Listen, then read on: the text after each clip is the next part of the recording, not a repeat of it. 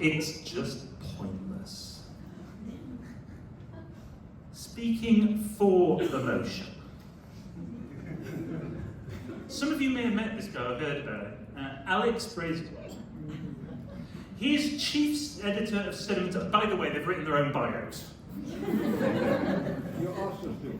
Yeah. I asked them to. Chief editor of Sedimentology, handling papers on carbonates, microbial carbonates, Precambrian systems, and a variety of other topics. He is also chair of the organising committee of this conference.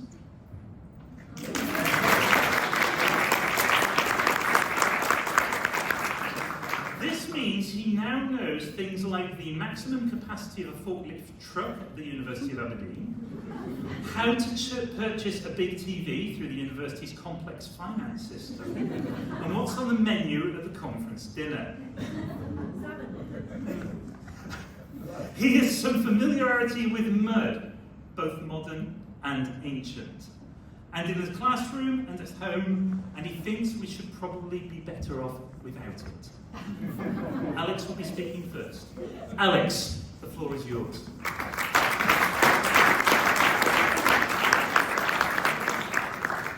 Thank you, Stephen. So I should just... You have 8 minutes. Before I start on my 8 minutes, I just want to explain how we arrived at this situation. So for years, literally years, Stephen has been saying to me, we need to do a Seds Online live debate. Can we have a slot for a Seds Online live debate? And then 2 weeks ago, he emailed me and said, I can't find anyone to do a debate. And so Chelsea said, oh, never mind, let's live stream the plenary sessions. And that turned out to be horrifically expensive, horrifically complicated. So I said, no, let's just do a debate. Here are some possible topics. And I listed some topics, one of which was that mud is just pointless. And I gave him a list of names of people who would be able to debate that topic, several of you in this room, and found myself getting increasingly angry at the topic of mud. You have 1 minute remaining. We can start now. Right. So, mud is totally unimportant, right? So if you can look at these photographs, everything I took here is from Wikipedia. I put this together on Saturday in the space of around about half an hour. This is a picture of a trilobite, right? Not this. This is an ammonite, and it's not this. If you ask anybody in this room what those are pictures are of, they are not going to say mud. It is not important to you as sedimentologists. This is a screen grab taken from North Sea Core, who have a link with the IAS and a stand here, so go and have a look at their stuff.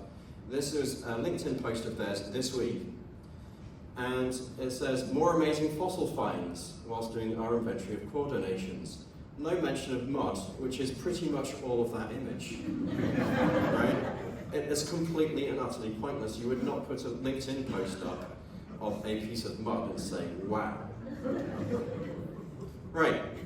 From a carbonate sedimentology perspective, mud is just a real complicating factor. This is the Dunham classification, and Stephen's written a paper actually on how we never talk the same language when we use the Dunham classification.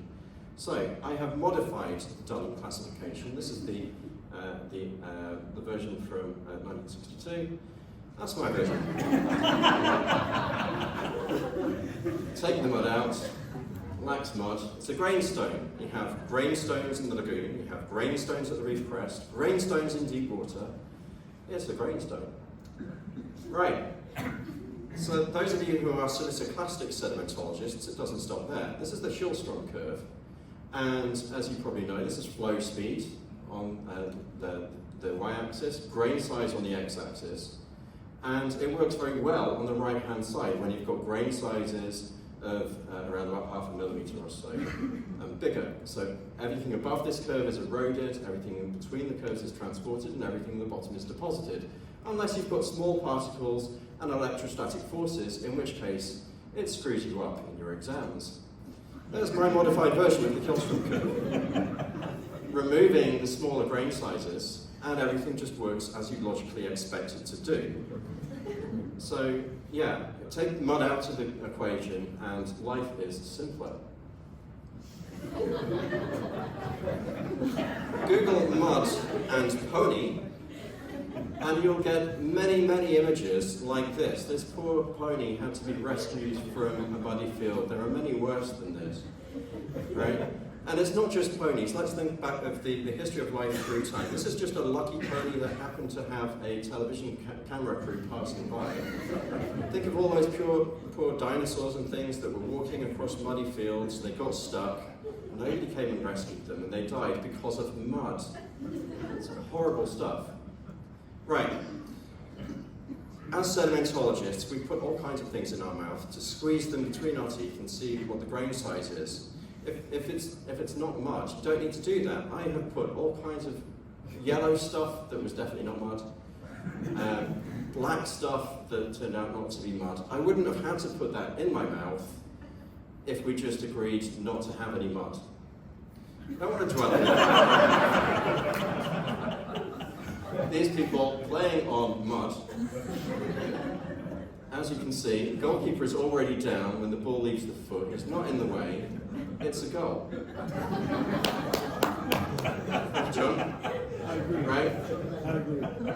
Where does mud come from? Well, it comes from the emotional and physical distress of other rocks. If you take a bit of granite and you cry on it, then you'll break the feldspars down, and that's where your mud comes from. Right?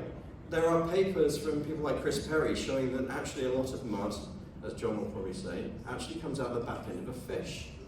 It's not pleasant, right? It's not nice for the corals, all that coral destruction that these fish are doing to make mud. And then in the mountains, you've got rocks being ground up by ice. It's not very nice to the original rocks. Let's be nice to the original rocks and not have the mud. Geochemistry, right? I'm a geochemist. You could have feldspar, or you could react it with stuff and get that. Why? It's very straightforward, right? If we take mud out, we simplify our lives. You make life easier for students. They don't have to learn all of this stuff. Those of you who are conference organisers. So, I had session 6D, session 6E. Stephen initially was trying to get the Deepwater Classics people to do a debate, and they wouldn't. And then I had more Deepwater Classics sessions, it's all mud. Deep Marine again, because Deep Marine 6 I think is tomorrow, and so I couldn't kind of add Deep Marine 7 the day before. So fewer Deepwater Classics sessions will be required at conferences in the future if we just remove the smaller particles. Everything will be deposited in shallow water, and the shallow marine sessions will be more popular. So in summary, just say no to mud. Thank you.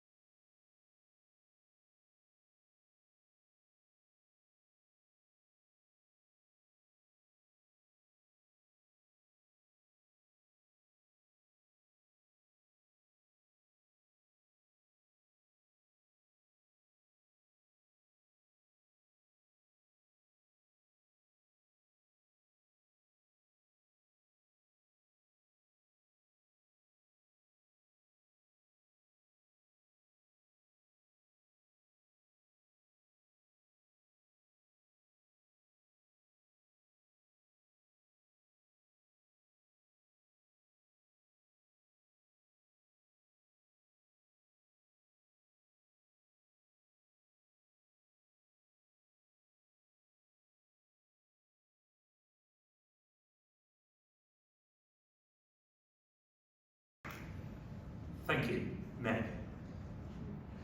Now, for those of you who are unfamiliar with the way a debate works, one side talks, the other side talks. The first side talks, the second side talks, then you, the audience, talk. So, start thinking. Do you agree with these guys? Or are they talking out of their mud?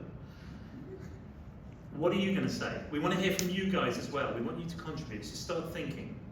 Next speaker, John Reimer. I was just reading his notes down here and I misread it. It says here, MSc, 1986, Mesozoic. I missed the full stop. MSc, 1986, in the Mesozoic, tectonic processes and sedimentation patterns. His PhD, 1991, Triassic and recent carbonate gravity deposits. If anybody's going to know about the pointlessness of mud, it might be this man.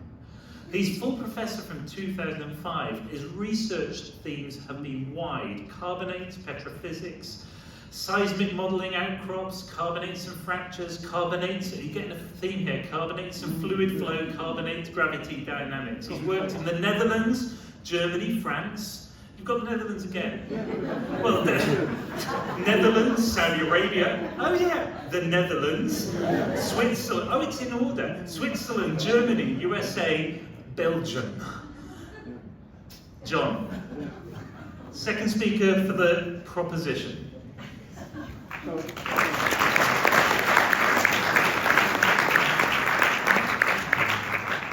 this is not a mugshot from some kind of offense, but the call for the presentation came in pretty late, so I asked my wife to take a short snapshot with my new glasses and a new haircut last Wednesday, so she did a good job, I think. Despite the fact I'm late. Lloyd's mudshot is just pointless. It's true. When you look at real as crystals in carbonates, certain crystals have no point, so they're pointless. Other crystals have a point. They're biota. So when you look at muds and carbonates, you don't know what you're up to. Is it something non-biological? Is it biological?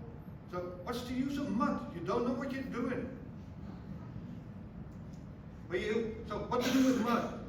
So why is mud not comparable to mud? So why am I discussing mud anyway? Is mud equal to mud when I go back into time? Is the mud that we talked about making some kind of structures in clastics? What's clastics? Carbonates. You don't know what you're doing. When you go to a tropical stuff, right? You see that muds are some kind of climate signal. When you go to the Bahamas. When I go to microbes, they're making slopes. So when I look at muds, I don't know what I'm doing. When I look at the carbonate factor in cool waters, I'm actually losing the mud. So every time I'm in a certain carbonate surrounding, I need to realize where am I, what kind of mud will I encounter. So it's not as simple as in plastics. We have to think in carbonates. So when you go to the tropical ones, right, I listed about 5 different types of mud I can produce in carbonates.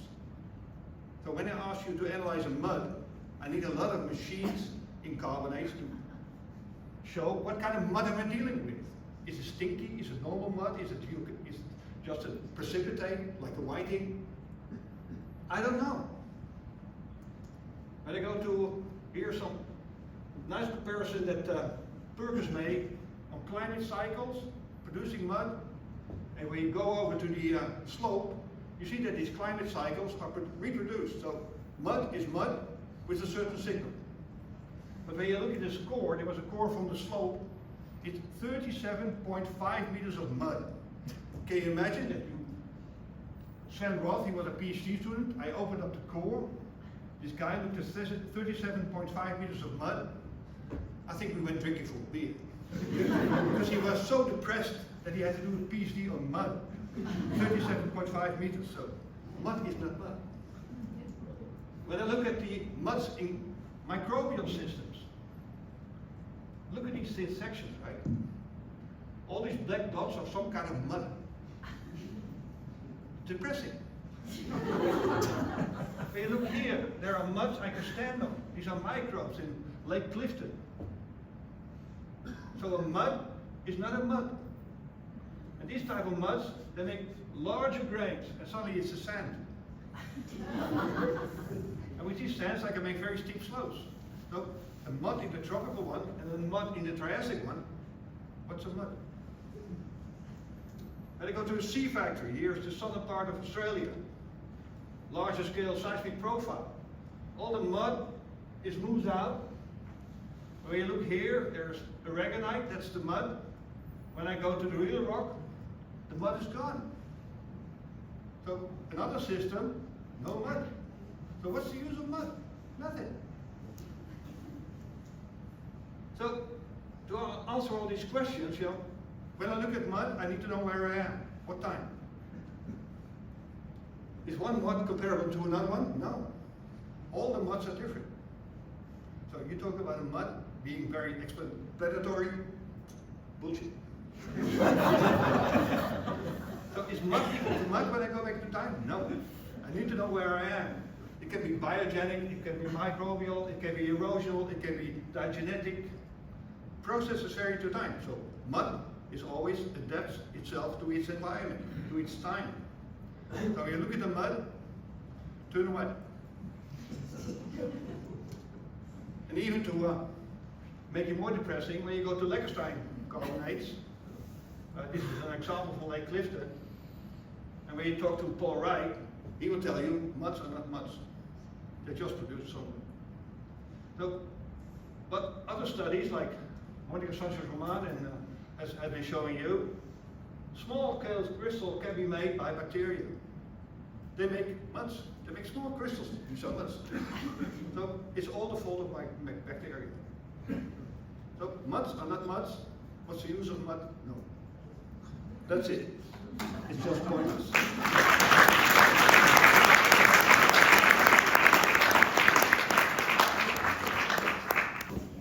Oh no, we're not.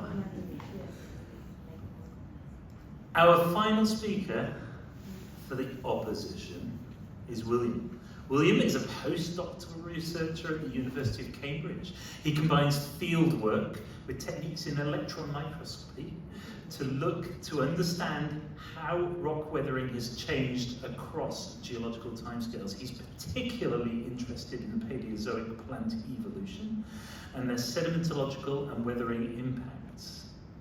Short, sharp, to the point. And because of the generosity of other people, he's got plenty of time to talk about it, the whole 8 minutes. Go for it. Right.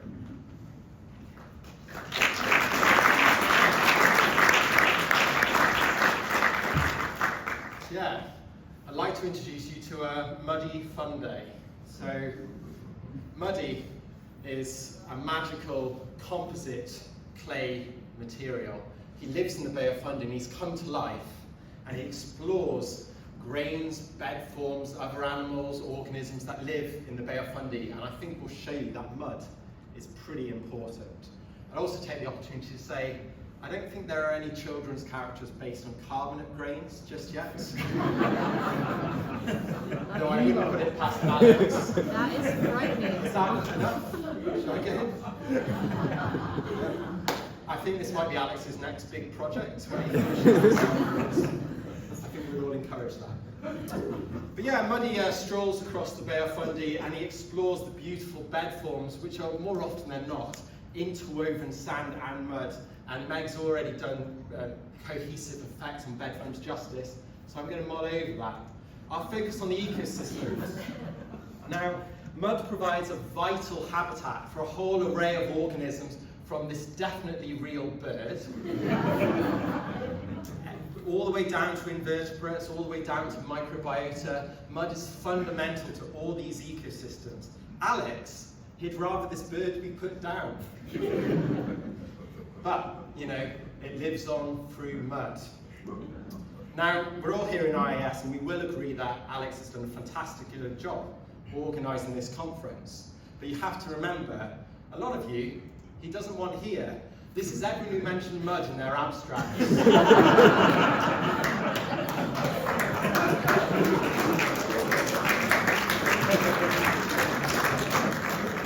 There's some big names here. But there's also the names of some of his students. Kian, you mentioned it 8 times. Alex would rather you not be here. Take the hints.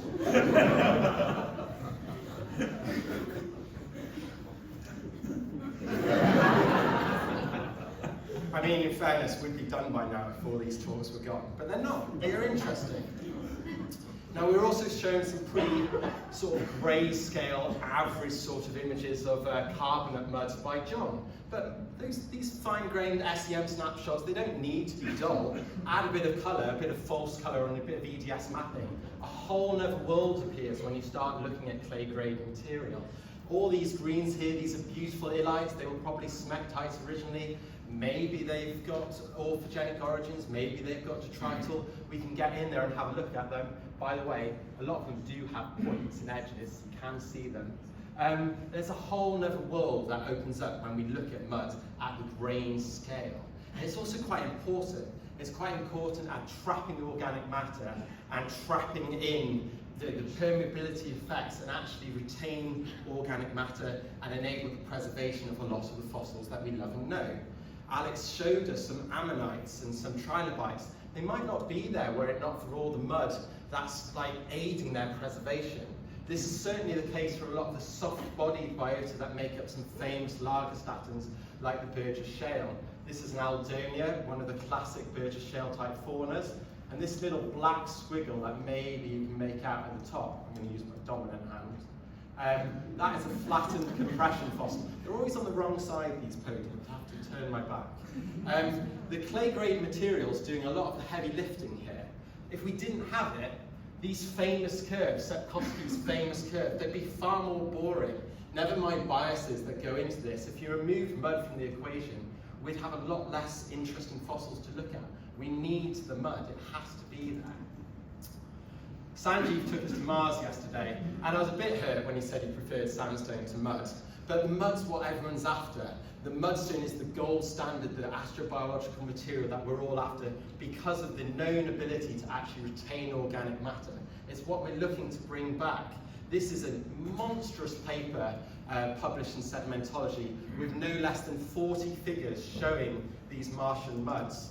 I don't know if there are any editors of Sedimentology here who enabled a deserved everlasting gratitude for agreeing to publish a manuscript of this extraordinary length. Were you handing that one, Alex, or was that one of your colleagues? Jaco, probably.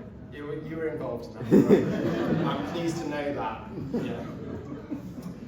This is a few IAS delegates. They're wasting their time looking at this heterolithic alluvium up in the northwest Scottish Highlands. But we've already said, mud gives us beautiful bed forms. It also gives us beautiful architectures. It enables us to see wood through the trees. It enables us to see. It enables us to see architectures that tell us about plan forms that maybe we wouldn't have if we just had a record of sand. We certainly wouldn't have it if we just had a record of chert. I mean, that would be terrible. You know, in this instance, we could see original sinuosity, and we can see it because of all the coating mud around it.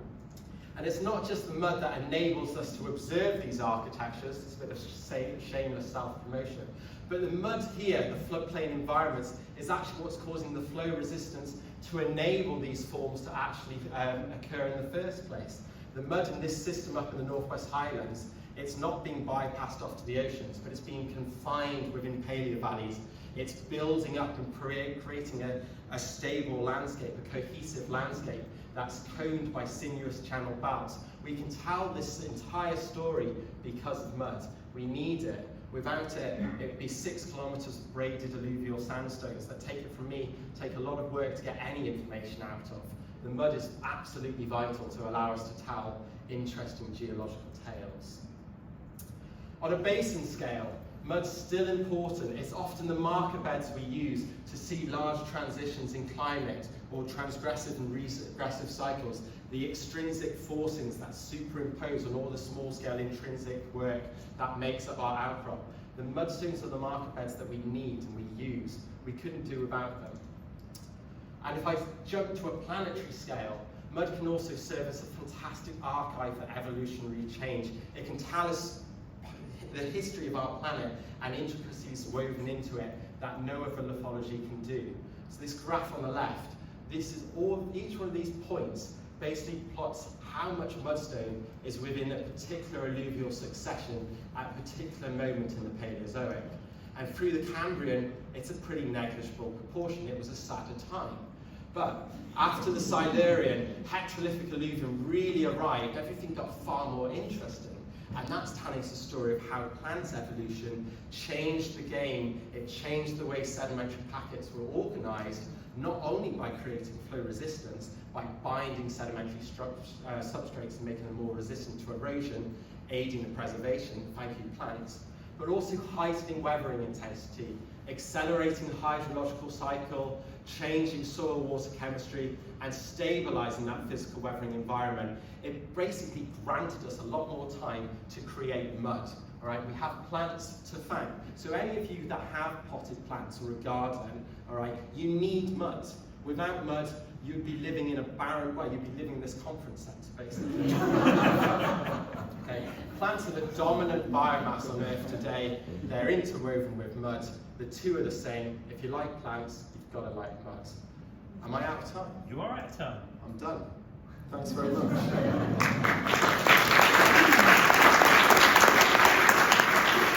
Likely produce something new. Possibly something you don't understand, right? Or not?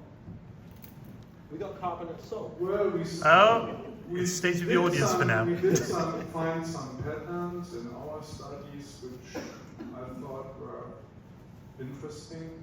Anyway, and another thing I remember is when I was on a field trip years ago with Bob Ginsberg in Florida Bay, looking at modern carbonate mud, you know, serious discussions on carbonates, important researchers, you know, no-nonsense discussions. And then when we encountered the warm mud, you know, everybody suddenly turned into a kid, you know, starting wallowing in the mud, fighting with mud, throwing mud at each other, and so on. So mud had a real nice effect on people, you know. Okay, thank you.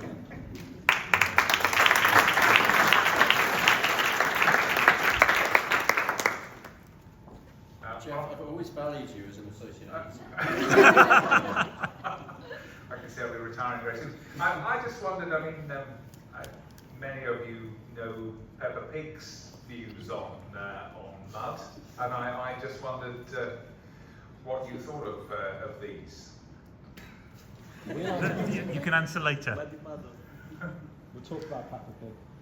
I was just thinking, I think he makes a compelling case for mud being very important, particularly muddy puddles. So, but I also want to know, actually, what's not here, how many donkeys are affected by thick mud? Google image search, thousands. I can honestly say, as a kid, I lost a donkey to mud. I am not making that up.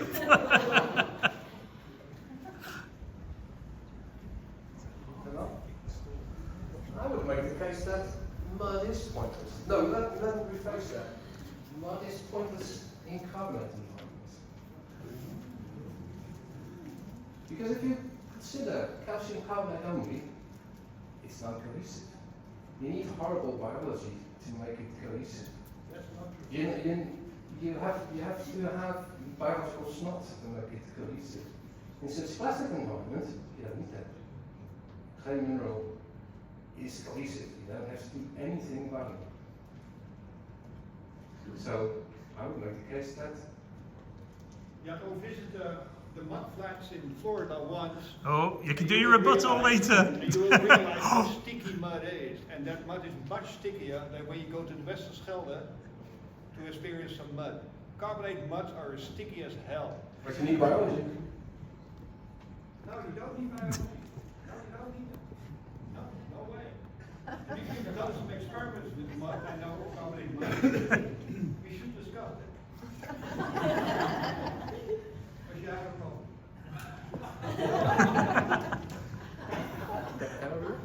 You can reply. Okay.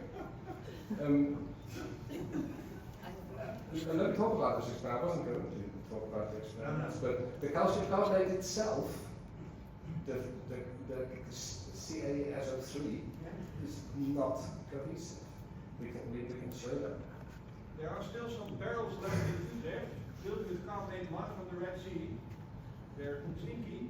We're going to visit them soon, I think. And why are they stinky? Because of biology. There's some admixed other natural stuff. But the carbonate mud itself is very sticky. When you take it out and clean it a bit, it's very sticky. And therefore your turbidite or your gravity floating carbonates are much different than they are in plastic. I'm gonna shut that down for a second because we have other speakers, other points. If anybody doesn't want to be on the video, they don't have to be. Just let us know. Let me ask you, who remembers the romantic thriller, that romantic comedy film from 1990, Ghost? Big hands up. Come on, Ghost. Yeah, excellent. So you'll remember that wonderful scene. What's the one scene that you all remember from Ghost?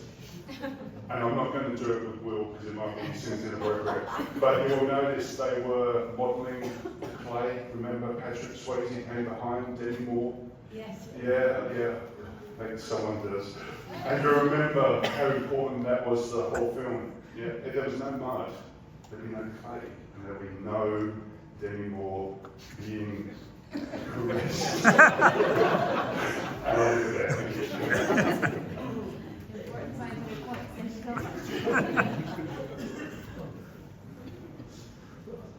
Yeah, I get the sense that this is a lifestyle choice, right? So, either a life without mud is a carefree life. It's a simpler life. And that's not a bad life to have, right? So on one hand, you can choose to live that life. On the other hand, if you're choosing for mud, you're choosing for a harder life, a dirty life, sticky life, complex life, complicated life. So it's a lifestyle choice. So it's up for everybody in their academic career which way they want to go. But to be fair, I'm probably more on the harder life, whether by choice or not. But to be fair to Alex and John, maybe they're trying to warn us, innocent younger, or not myself, but some other younger academics, against banging your heads against the wall, because they've experienced it much, they've been there. So maybe they're just trying to warn those of us that are willing to go to the more complex, darker side of science, that it will drive you to insanity and will lead to you banging your head against the wall. So, I can see both sides of the argument, but it's maybe a lifestyle choice. But talk to the experienced people and see whether the carefree people are more your kind, or whether it's the people that are verging on the side of insanity, perhaps. But perhaps that's something that you enjoy doing. So it's all up to you.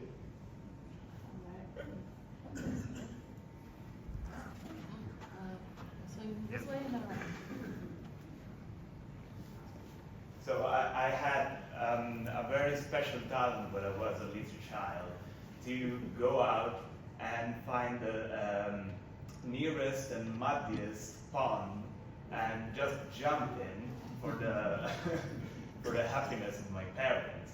So I'm arguing the mud is not pointless, because makes some part of life a little bit happier. I bet some of us, like me, played a lot with mud during the childhood. So I'm not convinced that it's pointless. That's it.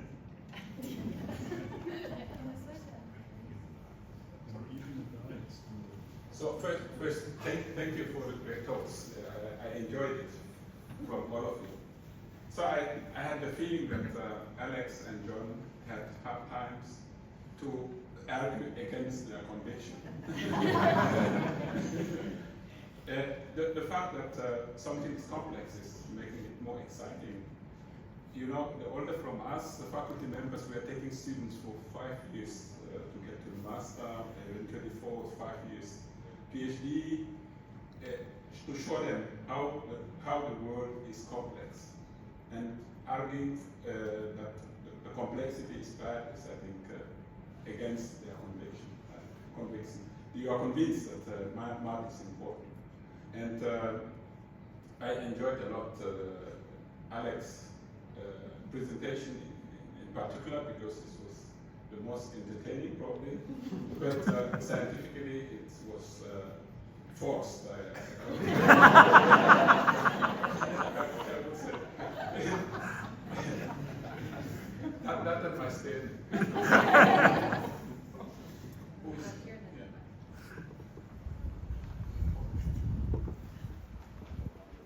So I have questions for both Will and Alex. So, Will, if the seabirds live so well in the mud, why do they need wellies?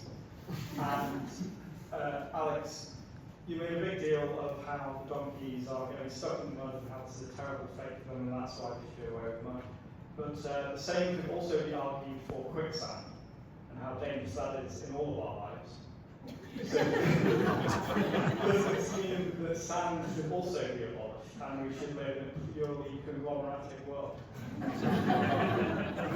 thought you were going to ask what the point of your PhD on was. You can reply in a minute. Yeah. We have another point from the audience? No, yeah.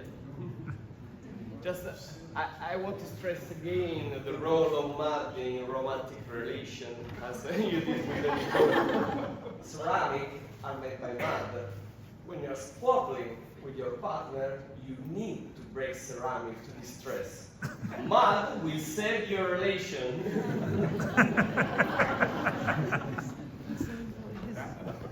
Well, that's great talks. Thank you so much. You guys make me so confused. What is mud? As far as I learned from the textbook, mud is a mixture of clay and silt. Is that right? Or no? No?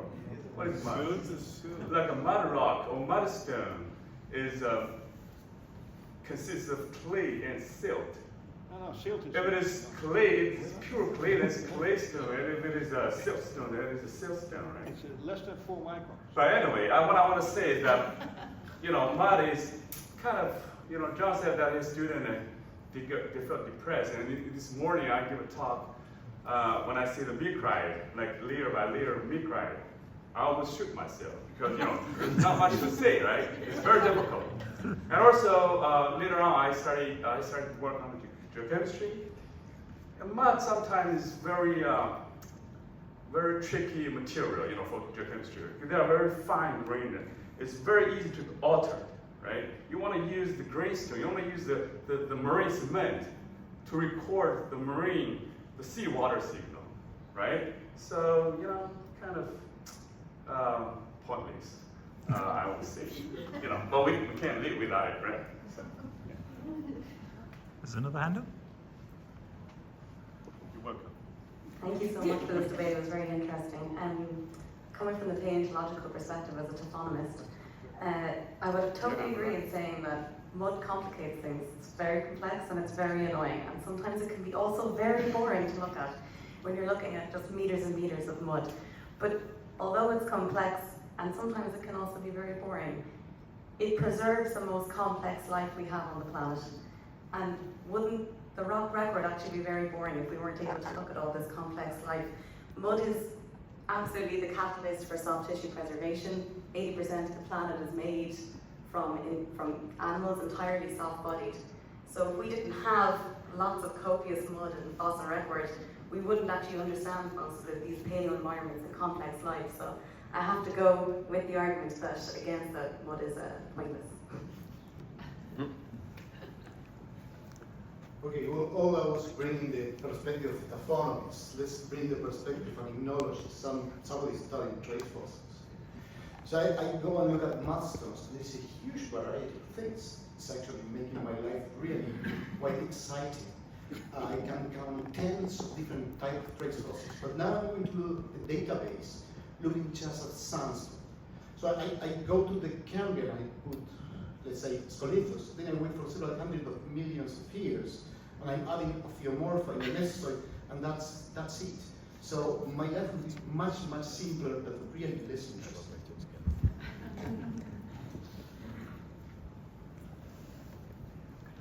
So I really like to support the proposition here. you're missing something very important. John brought you the case of Lake Clifton in Australia, some of the world's most pointless mud. But he didn't tell you how pointless it was. When I got that into the laboratory, I could see it had some lovely sand grade aragonite and some mud. Got it onto the XRD, all I could see was aragonite. The mud was entirely amorphous. Can anyone in this room name another type of sediment that is so ashamed of itself it hides from X-rays? We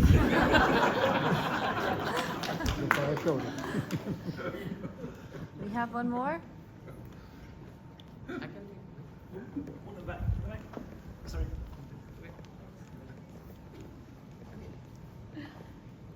Okay, so this is a very quick one, but I'm going to appeal to the ego of field geologists. If there was no mud, what would you wear as a badge of honor that shows that you did really hard work?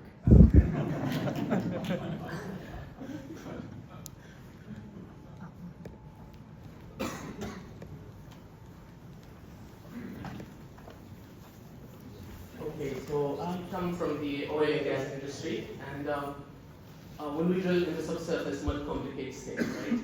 It makes everything complex, and you know, you need special drilling fluids for different types of mud. And up until this point, you might think I'm speaking for the motion, but think about all the geomechanics engineers, the mud drillers, and the mud specialists, and they need jobs, right? Thank you.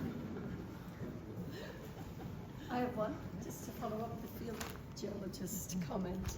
Mud is really pointless. In some of the tidal flats in New Zealand, we took a group from an oil company across to see some outcrops, really muddy tidal flats. 2 pairs of boots by the leaders of the oil company group that were in charge of health and safety. Their boots were destroyed, the soles were completely removed due to the lugginess of the mud in the tidal flats.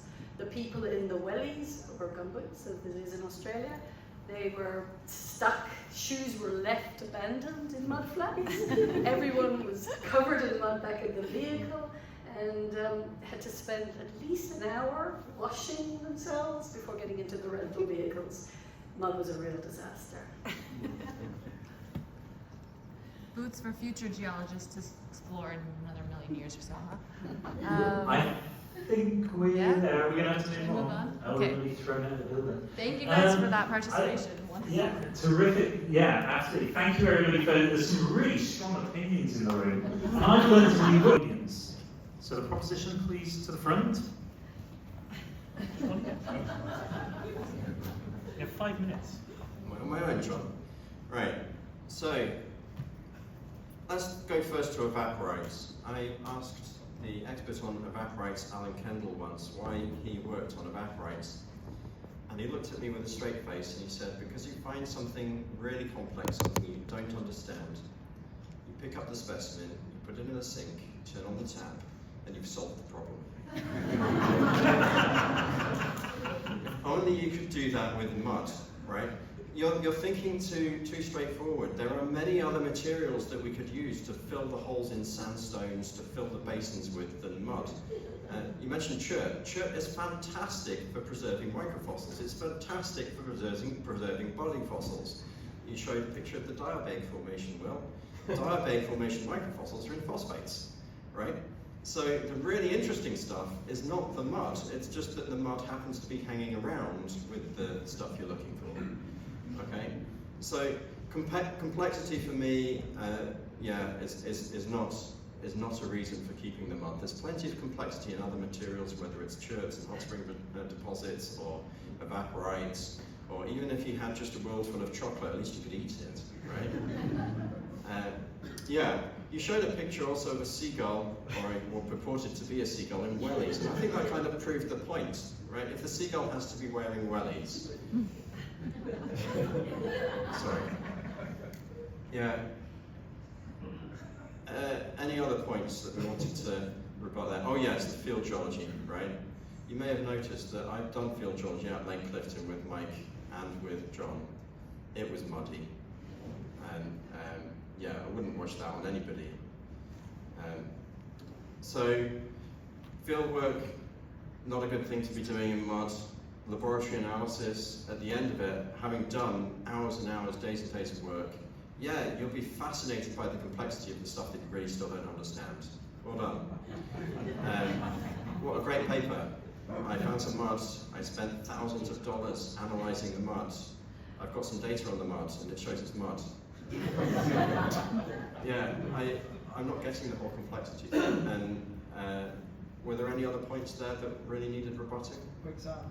Quicksand. Oh, Kian. Yeah. But surely quicksand is all to do with like earthquakes and stuff and shaking things, isn't it? Right? So you could have other materials, like what a rice, yeah? Quick rice or something like that. So I don't think that is a reason to get rid of it. You just have to be careful where you're walking. Yeah. I did notice in Will's list, several of those individuals that had mud in the title were my PhD students. Maybe it was something personal. Just accurate. Yeah, yeah, probably. Well, there you go. John, have you got anything to add to that? No, mud is just mud. That's it. Yeah. People get so excited about mud. Yeah, they're all into plastics, so there must be nothing else but mud in plastics. So Elias said he felt that we were forcing it a bit. Yeah, I've got time. Yeah. Wrap up. I'll just give Nicky a call. We'll have another 5 minutes. Yeah, no, Elias said we were kind of forcing it a bit, and it might have seemed that way. But I think that comes from, as he said, probably years of experience mucking about with muddy rocks and just wishing the mud wasn't there because it is such a complicated thing. The world is just simpler without it, and so let's just get rid of it.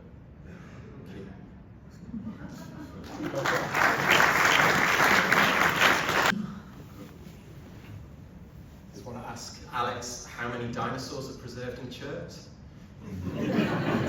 I'll ask Google. The theme for the conference is adapting to a changing world, and I think we both, I ran out of time, but we both put up images of mud flows causing a large amount of catastrophic destruction. I think really understanding how mud behaves in flow, and that's more your expertise than mine, is fundamentally important. The equivalent in carbonate, like maybe a choking hazard on a Kinder Egg. It's like, I think mud's where we need to be focusing our attention going forward as a geological community.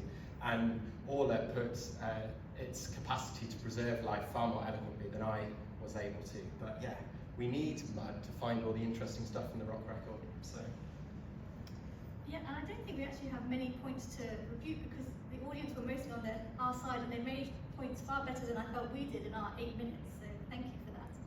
I think the challenge of the complexity is interesting because I would actually argue that I think we are starting to understand more and more about how mud understands different sedimentary sequences and systems. And surely we don't want to be a society that just gives up when it gets a little bit difficult. So I would argue that we should embrace that complexity.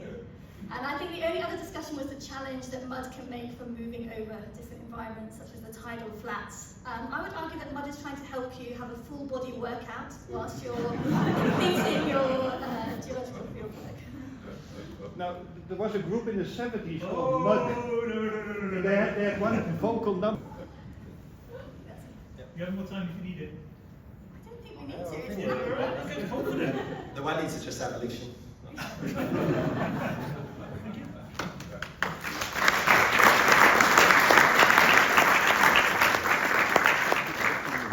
I did attempt to make notes, I'm just going to delete them. Right, okay, at this point, it's voting time. The proposition is that mud, it's just pointless. If you're in favour of it, you will raise your hand, not quite yet.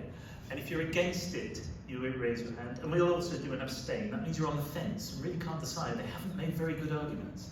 So, we have 2 counters. Please count us. We are analog. Shall we close your eyes? Go on. All right. Okay. So, raise your hand if you believe that mud... Oh, no. No, you can open your eyes. That's not what I was saying. Raise your hands if you believe that mud is pointless. You believe in the motion. Raise your hand now.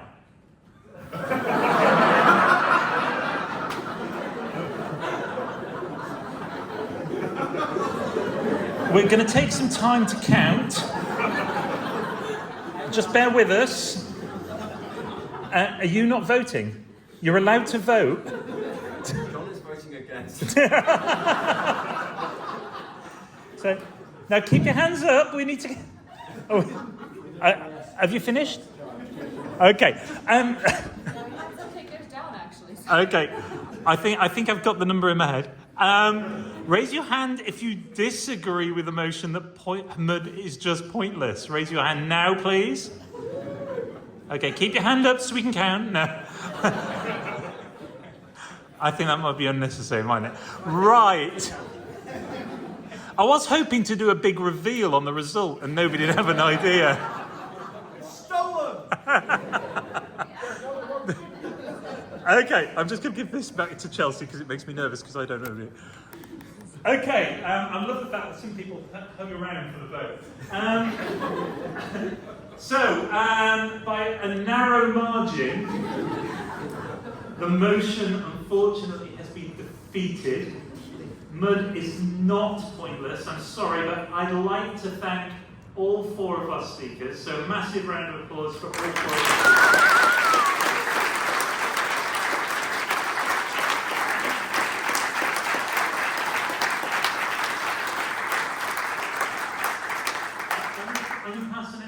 Thanks to Alex for letting us do this bit of lunacy. Alex, thank you for scheduling this and actually for picking it up at the end for us because we were all a bit, what would you do now? But thank you for that. I'd like to thank all of the Seds Online team that are here and that help us out there. And I'd like to thank you, the audience, and also a little, if you want to be involved in Seds Online, speak to one of us. If you'd like to give a webinar, speak to one of us. If you've got an idea for a great debate, a silly one, a serious one, please speak to us. If you've got an idea for a student webinar, we do those twice a year where we have 4 students on a topic, students from around the world. Everything we do is free because everything's sponsored by the IIS. The IIS gives us a little bit of money each year, and we then, it's a volunteer community, we just do this for fun for the rest of the year. And please step forward, any ideas, eventually we are going to run out of ideas, so we really would like help from the community. I'm hoping you all agree that this kind of debate, while it can be fun, it does actually get you thinking. There is room. I want you to all, especially early career guys, challenge everything that your supervisor says. Brilliantly done. Challenge them, challenge the textbooks. It's only by challenging that we're going to move forwards. So please challenge them. Always do it in a respectful, friendly manner. But thank you, everybody. That, I think, is a wrap. And if anybody really didn't want to be on filming, please just let us know now and we'll ensure that we delete you from the video. Put your Mickey Mouse head on it. Okay. All right. Thank you, everybody. That's a wrap.